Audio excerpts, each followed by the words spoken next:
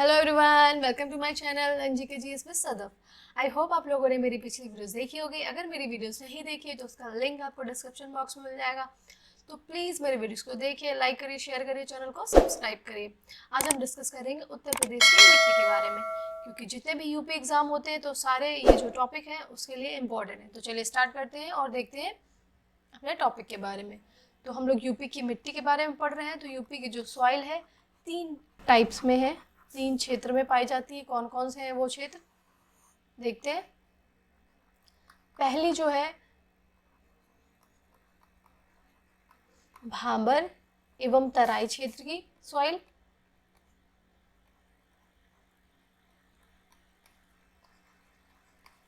पहले हम लोग डिस्कस कर लेंगे, इसके बाद उसको और डिस्कस करेंगे, ठीक है। सेकंड जो है हमारी कौन सी है, मैदानी क्षेत्र की सॉइल।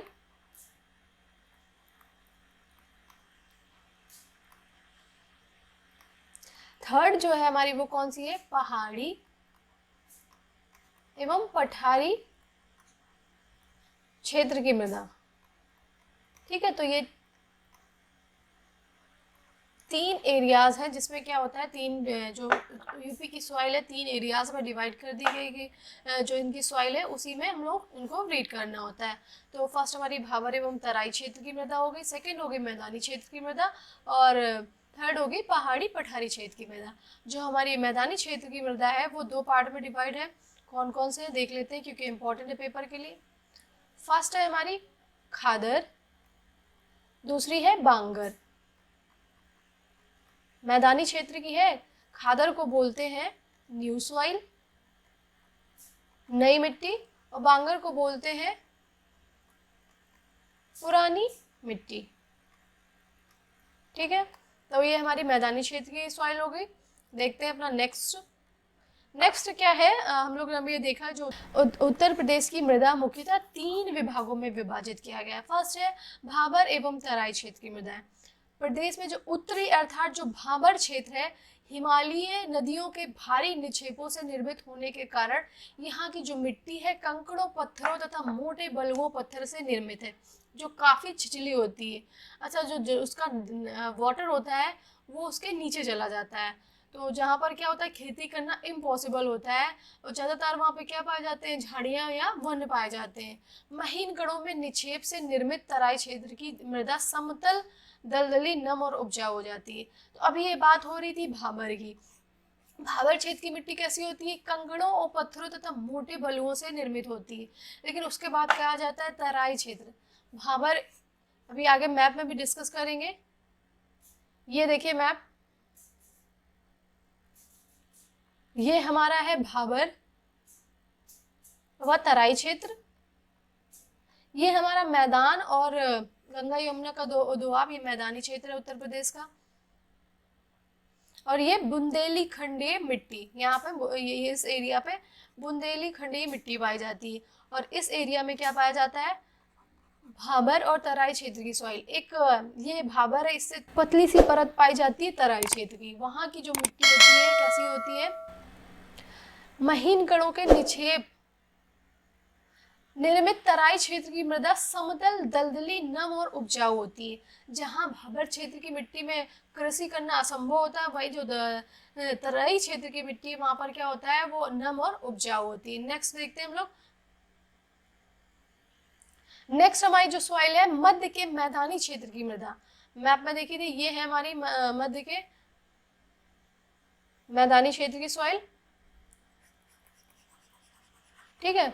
तो इसको डिस्कस करेंगे।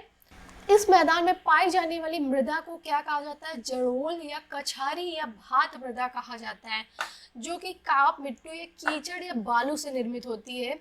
मैदानी क्षेत्र की मृदा, ठीक है। ये मृदा जो होती है सॉइल बहुत गहरी होती है और पूर्ण विकसित दशा में होती है अपने। इस मैदान की लगभग संपूर्ण मृदा को 2 वर्गों में विभाजित किया गया, मैंने अभी डिस्कस किया था।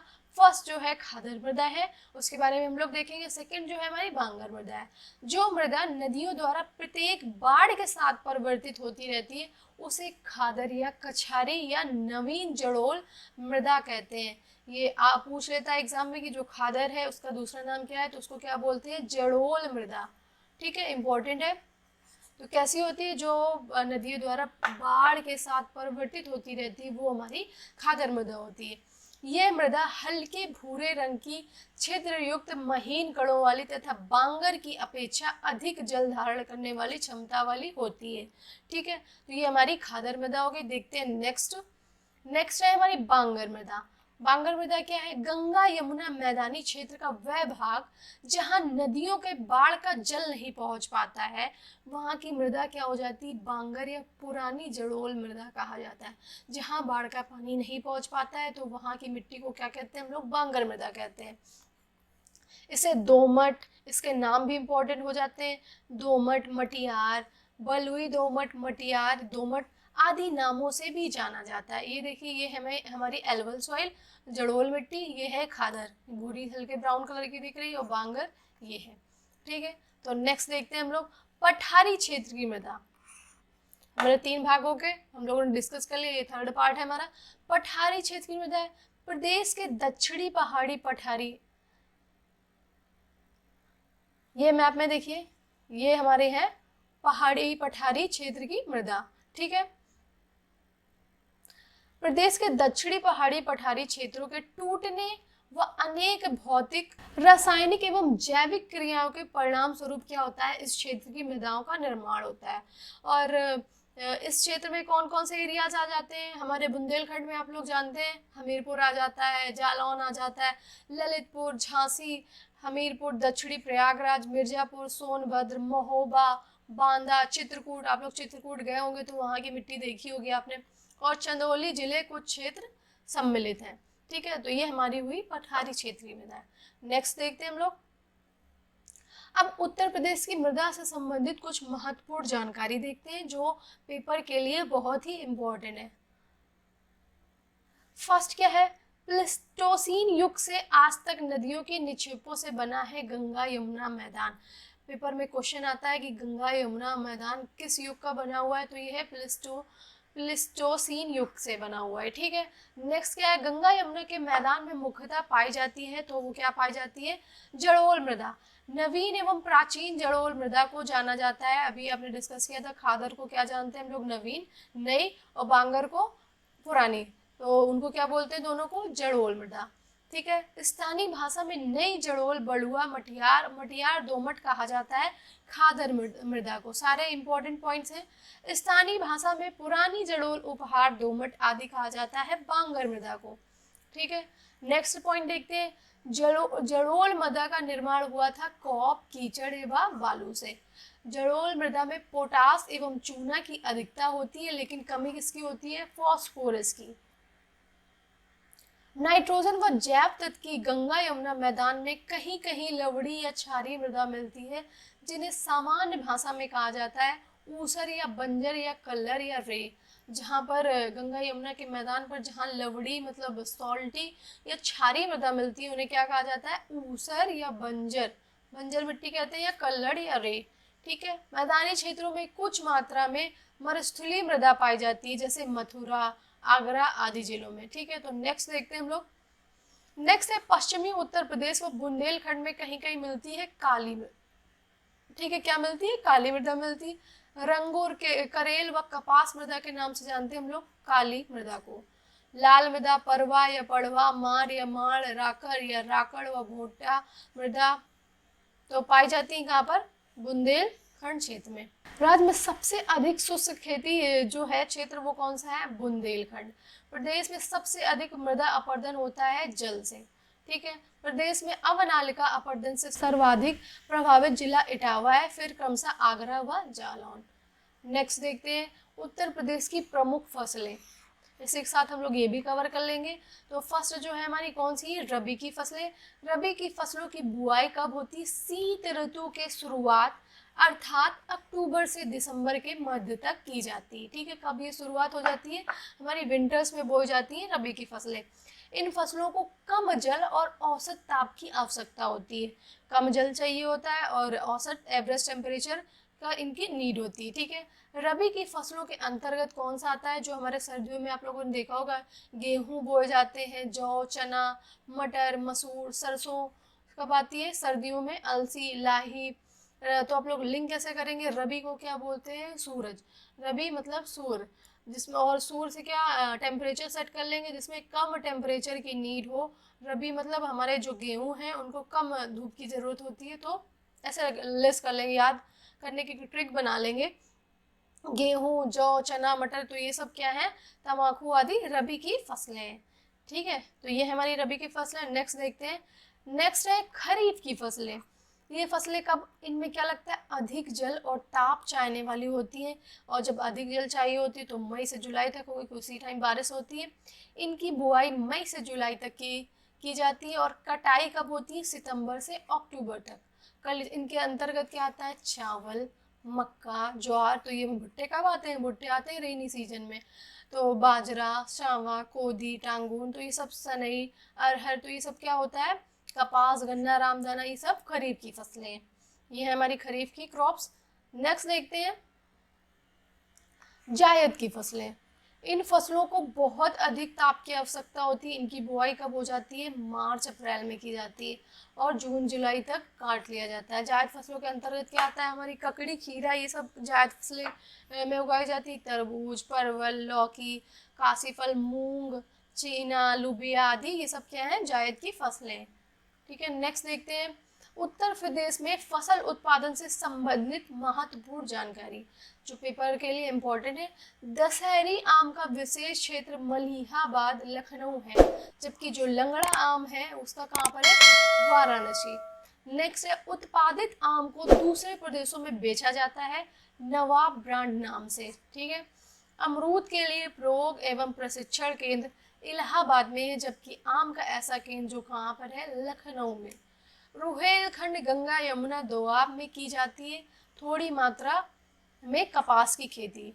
क्या किया जाता है, जो रुहेलखंड गंगा यमुना दोआब में, वहाँ पर क्या किया जाता है, कपास की थोड़ी मात्रा में खेती की जाती है। अफीम की खेती भी होती है उत्तर प्रदेश में, कहाँ पर, बाराबंकी, जहाँ पर देवे का मेला लगता है, इम्पोर्टेंट है, पूछता है क्वेश्चन, बाराबंकी व गाजीपुर।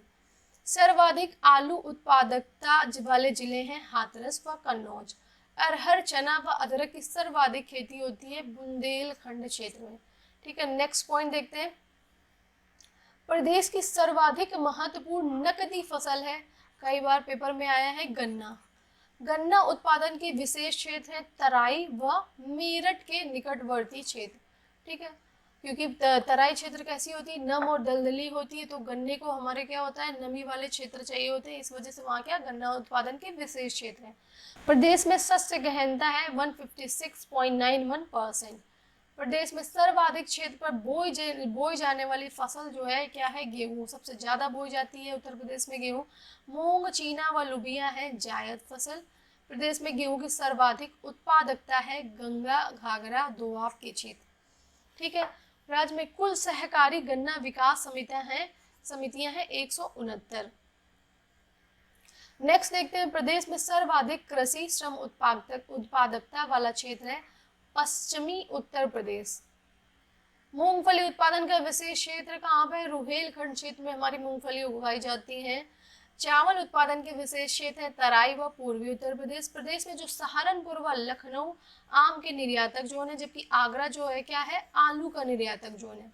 प्रदेश का सर्वाधिक आंवला उत्पादक जिला है प्रतापगढ़, कई बार एग्जाम में आया है।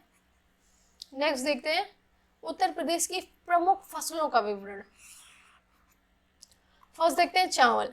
प्रदेश की जो कुल कृषि योग्य भूमि के लगभग 18% भाग पर चावल की खेती की जाती है।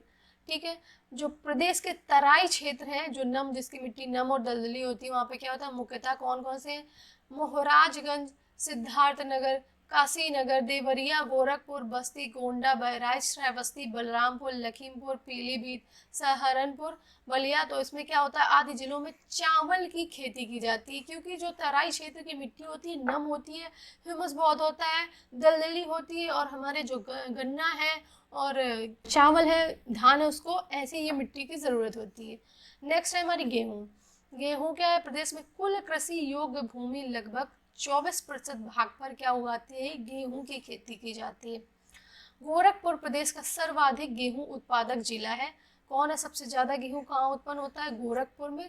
सर्वाधिक उत्पादकता गंगा घाघरा दोआब क्षेत्र की है। ठीक है, नेक्स्ट देखते हैं गन्ना, क्योंकि इम्पोर्टेंट है गन्ना। प्रदेश के कुल कृषि योग्य क्षेत्र का लगभग 13% भाग पर गन्ने की खेती की जाती है। ये राज्य की सर्वाधिक महत्वपूर्ण नकदी फसल, नकदी फसल का मतलब ये खड़े खड़े इसको खेत में ही ये बेच दी जाती है। ठीक है, राज्य में जो गन्ना उत्पादन के दो प्रमुख क्षेत्र हैं वो कौन से हैं? तराई क्षेत्र एवं गंगा यमुना का दोआब क्षेत्र। ठीक है, नेक्स्ट है कपास। कपास भी इम्पोर्टेंट फसल है। प्रदेश के गंगा यमुना दोआब रुहेलखंड और बुंदेलखंड क्षेत्रों में क्या होता है? सिंचाई के सहारे कपास की खेती की जाती है। ये छोटे रेशे की अधिक व लंबे रेशे की कम कपास उगाई जाती है। इसे उगाते कब? इसे जून जुलाई में बो कर पौधों से अक्टूबर नवंबर तक कपास की चुनाई कर ली जाती है। आगरा, मथुरा, अलीगढ़ व हाथरस में सघन कपास विकास कार्यक्रम चलाया जा रहा है। नेक्स्ट देखते हैं हम लोग कृषि संक्षिप्त की। प्रदेश में कुल कृषि पारिस्थितिकी क्षेत्र जो है वो कितने हैं? 20 हैं। प्रदेश में कुल कृषि जलवायु क्षेत्र कितने हैं? 9 है। 9 है। प्रदेश में कुल कार्यशील जनसंख्या में कृषि क्षेत्र 59.3% है। प्रदेश में सर्वाधिक क्षेत्र पर बोई जाने वाली फसल है गेहूं। मूंगफली उत्पादन का विशेष क्षेत्र है रुहेलखंड क्षेत्र। चावल उत्पादन के लिए अभी मैंने डिस्कस किया था तराई व पूर्वी उत्तर प्रदेश। नेक्स्ट देखते हैं प्रदेश की सर्वाधिक महत्वपूर्ण नकदी फसल गन्ना। प्रदेश में कपास उत्पादन के लिए विशेष क्षेत्र है गंगा यमुना दोआब व रुहेलखंड। दशहरी आम का विशेष क्षेत्र मलिहाबाद है, लखनऊ है, जबकि लंगड़ा आम का वाराणसी। इंपॉर्टेंट एक बार फिर से रिवाइज हो रहा है ताकि आप लोगों को ये जो पॉइंट है माइंड में बने रहे। सफेदा व चौसा आम का विशेष क्षेत्र सहारनपुर है, जबकि स्टॉल आम का मेरठ बागपत है। अमरूद के लिए प्रयोग एवं प्रशिक्षण केंद्र इलाहाबाद में है, जबकि आम का ऐसा केंद्र कहाँ पर है? लखनऊ में। एक बार डिस्कस कर चुके हैं। प्रदेश का सर्वाधिक आंवला उत्पादक जिला कौन सा है? प्रतापगढ़ है। प्रदेश में पान की खेती 31 जिलों में की जाती है, लेकिन जो विशेष प्रसिद्ध जिला है वो है बांदा। बांदा में पान की खेती की जाती है। तो यही से हमारा टॉपिक एंड होता है। आई होप आपको पसंद है, तो प्लीज वीडियोस को देखना, लाइक करना, शेयर करना और चैनल को सब्सक्राइब जरूर करना। मिलते हैं अपने नेक्स्ट टॉपिक में। आज के लिए बस इतना ही। Thank you.